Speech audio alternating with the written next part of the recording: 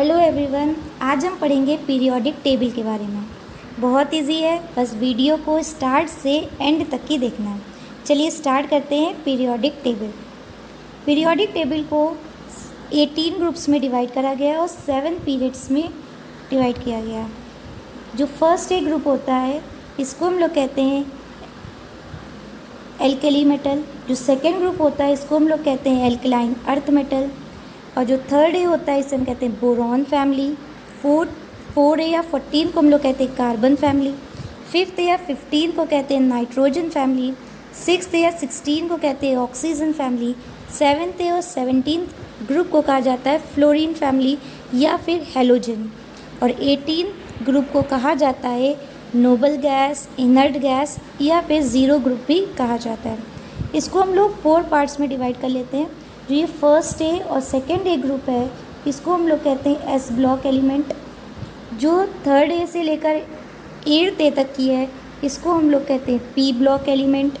और जो ये थर्ड से लेकर 12 तक की है इसे हम लोग कहते हैं डी ब्लॉक एलिमेंट या ट्रांजिशन एलिमेंट। एस और पी के बीच में है इसलिए इसको हम लोग कहते हैं ट्रांजिशन एलिमेंट्स। और एफ ब्लॉक को कहते ये जो लास्ट में इसको कहते हैं एफ ब्लॉक। एफ ब्लॉक को कहते हैं इनर ट्रांजिशन मेटल्स। क्यों? क्योंकि ये डी ब्लॉक के बीच से निकाले गए मेटल्स हैं इसलिए इन्हें कहा जाता है इनर ट्रांजिशन मेटल्स। इतना आपको समझ में आ गया होगा। तो चलिए जल्दी से देख लेते हैं। ग्रुप फर्स्ट ए को हम लोग कहते हैं एल्कली मेटल्स। ग्रुप 2A को कहा जाता है alkaline earth metal. Group 3rd ए को कहा जाता है बोरॉन फैमिली। ग्रुप 4A को कहा जाता है कार्बन फैमिली। ग्रुप 5th ए को कहा जाता है नाइट्रोजन फैमिली।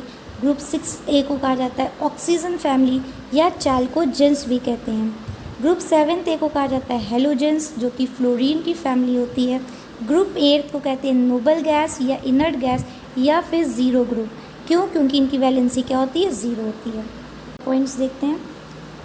एटॉमिक साइज़, तो एटॉमिक साइज़ जब हम टॉप टू बॉटम जाएंगे तो इंक्रीज़ करेगा हमारा साइज़। क्यों? क्योंकि हमारे जो नंबर ऑफ़ शेल्स हैं वो क्या होंगी? ऐड होती रहेंगी। तो जब ऐड होती रहेंगी तो एटॉमिक साइज़ क्या हो जाएगा? बढ़ जाएगा। जब हम लेफ़्ट टू राइट जाएंगे तो एटॉमिक साइज़ क्या करेगा? डिक्रीज़ करेगा। वैलेंस इलेक्ट्रॉन्स एटॉमिक जब हम टॉप टू बॉटम जाएंगे तो क्या होगा? Remain same. अगर पहले में फर्स्ट है तो सबके में फर्स्ट 1 1 1 1 वैलेंस इलेक्ट्रॉन होंगे। लेकिन जब हम लेफ़्ट टू राइट जाएंगे तो पहले में 1 है, दूसरे में 2, तीसरे में 3, फिर फोर्थ वाले में 4, फिर 5, 6, 7 और फिर लास्ट में क्या हो जाएंगे? 8 हो जाएंगे। इस तरीके से क्या होता है? आपके वैलेंस इलेक्ट्रॉन्स बढ़ते हैं। फिर बात करें नॉन मेटेलिक कैरेक्टर और मेटेलिक कैरेक्टर की। तो नॉन मेटेलिक कैरेक्टर क्या होता है? लेफ़्ट टू राइट जाने पर इंक्रीज़ करेगा, टॉप टू बॉटम जाने पर डिक्रीज़ करेगा। Metallic character left to right जाने पर डिक्रीज़ करेगा, टॉप टू बॉटम में जाने पर इंक्रीज़ करेगा। फिर आती है electron affinity, electronegativity, ionization energy. ये लेफ़्ट टू राइट जाने पर क्या करती है? इंक्रीज़ करती हैं और टॉप टू बॉटम जाने पर क्या करती हैं? डिक्रीज़ करती हैं। बेसिक नेचर ऑफ ऑक्साइड, तो बेसिक मेटेलिक कैरेक्टर क्या हो रहा है? डिक्रीज़ हो रहा है, तो बेसिक कैरेक्टर क्या हो जाएंगे? डिक्रीज़ हो जाएंगे। और acidic character, acidic nature of oxide क्या हो जाएगा? इंक्रीज़ कर जाएगा। मेटेलिक कैरेक्टर इंक्रीज़ कर रहा है जब हम टॉप टू बॉटम से जा रहे हैं तो बेसिक नेचर क्या होगा? इंक्रीज़ कर जाएगा। और एसिडिक नेचर क्या हो जाएगा? डिक्रीज़ कर जाएगा। फिर बात करते हैं मेल्टिंग पॉइंट, बॉइलिंग पॉइंट की। तो मेल्टिंग पॉइंट क्या होता है? ग्रुप 1 to 4 तक की इंक्रीज़ करेगा, उसके बाद डिक्रीज़ करेगा। और जब हम टॉप टू बॉटम आएंगे तो क्या होगा? ग्रुप 1 and 2 का डिक्रीज़ करेगा ग्रुप 1 and 2 में, डिक्रीज़ इन ग्रुप 3 and 4। लेकिन ग्रुप 5 to 7 में क्या होगा? इंक्रीज़ करेगा। ये कुछ इसमें एक्सेप्शंस होते हैं। फिर बॉइलिंग पॉइंट की बात करें तो ग्रुप 1 to 4 इंक्रीज़ करेगा और फिर डिक्रीज़ करेगा जब हम लेफ़्ट टू राइट जाएंगे। और जब हम टॉप टू बॉटम जाएंगे तो बॉइलिंग पॉइंट क्या होगा?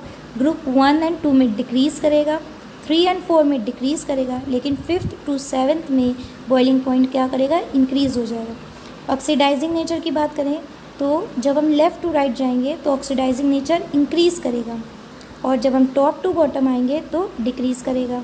रिड्यूसिंग नेचर की बात करें तो जब हम लेफ़्ट टू राइट जाएंगे तो डिक्रीज़ करेगा और टॉप टू बॉटम आएंगे तो इंक्रीज़ करेगा। तो आई होप कि आपको समझ में आ रहा होगा। अगर कोई भी प्रॉब्लम हो तो कमेंट करके नीचे बता सकते हैं। अब आयनाइजेशन एनर्जी क्या होती है? आयनाइजेशन एनर्जी वो एनर्जी होती है जो कि हम एक इलेक्ट्रॉन को निकालने, एटम से एक इलेक्ट्रॉन को निकालने के लिए जो एनर्जी लगाते हैं उसको हम लोग कहते हैं आयनाइजेशन एनर्जी। ठीक है, तो ionization energy is the energy required to eject an electron from an atom. तो कोई भी एटम है उससे हमें एक इलेक्ट्रॉन निकालना है, तो उसके लिए जो हम एनर्जी देंगे वो उसी एनर्जी को हम लोग क्या कहते हैं? Ionization energy. फिर next point, a measure of the ability of an atom in a chemical compound to attract electrons from another atom. तो दूसरे एटम को से इलेक्ट्रॉन्स को अट्रैक्ट करने की जो एबिलिटी होती है, जो प्रोसेस होता है, वो क्या होता है? इलेक्ट्रोनेगेटिविटी कहलाता है। आई होप आपको समझ में आ गया हो। कोई भी डाउट हो तो कमेंट करिए, चैनल को लाइक करिए और सब्सक्राइब करिए। Hope you like it. मिलते हैं अपने नेक्स्ट वीडियो में। Good bye.